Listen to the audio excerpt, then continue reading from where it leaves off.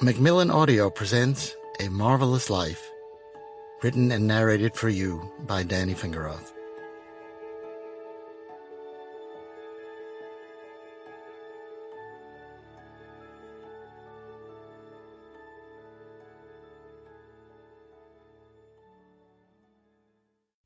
For Varda, thanks for the marvelous life.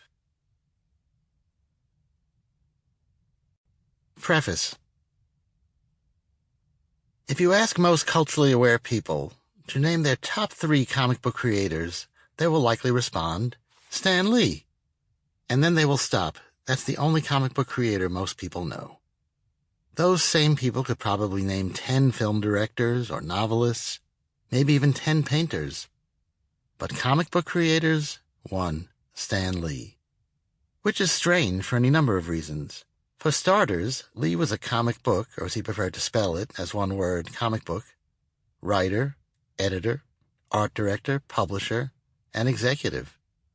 However, despite the very visual nature of comics, Lee did not draw professionally, although he was a more than decent doodler. He was not a comic book artist.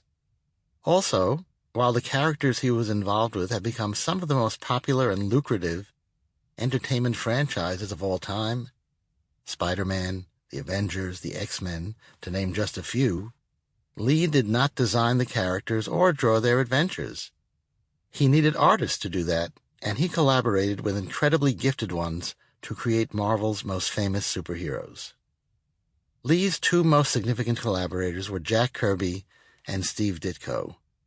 You would think that, as the men who partnered with Lee to breathe life into the characters and their adventures, they would be as world-famous as Lee, wouldn't you?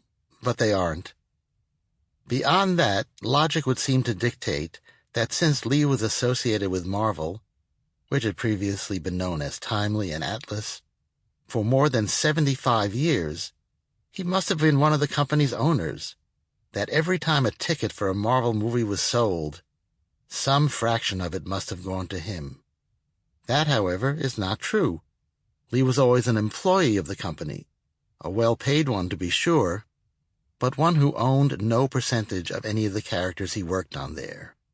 And yet Lee became the voice and face not just of Marvel Comics, but eventually, whether he intended to or not, of comics in general.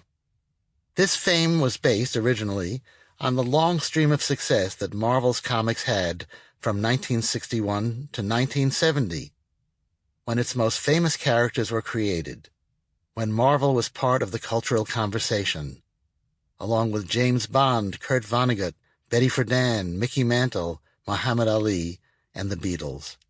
That's 10 years in a life that lasted more than 95, and a career that went for almost 80. So the questions arise. What in his early life and in the first 20 years of his career enabled this popular culture explosion? And after you've exploded the culture, how do you follow that up? Lee's was a classic American success story. A greatest generation child of impoverished Jewish immigrants, Lee, born in 1922, made his way through the Great Depression, served in the Army in World War II, and found his way into comics, a universally derided medium where conmen and gangsters battled for literal nickels and dimes. Gifted with an engaging, charismatic personality, high intelligence, and a wide creative streak, Lee rose to become the editorial director of Timely Atlas Marvel, which in the 40s and 50s was one of the highest volume producers of comic books in the country. He was making a respectable middle-class living and had a wife and daughter and a home in the suburbs. But being the top editorial dog in a business that was ignored at best and reviled at worst by anyone over 14 was a mixed blessing. He didn't receive the respect of, say, a lawyer or possess the glamour of an advertising or movie executive. He had vague notions of wanting to write a novel or do something that would be noticed, like his cousin, movie director Mel Stewart, Willy Wonka, or his high school classmate, playwright and screenwriter Patty Chayefsky, Marty. But he was stuck in the comfortable rut of a fairly interesting job that paid well. Then, in 1961, as he was approaching 40, already a 20-year veteran in the comics business, Sample complete. Ready to continue?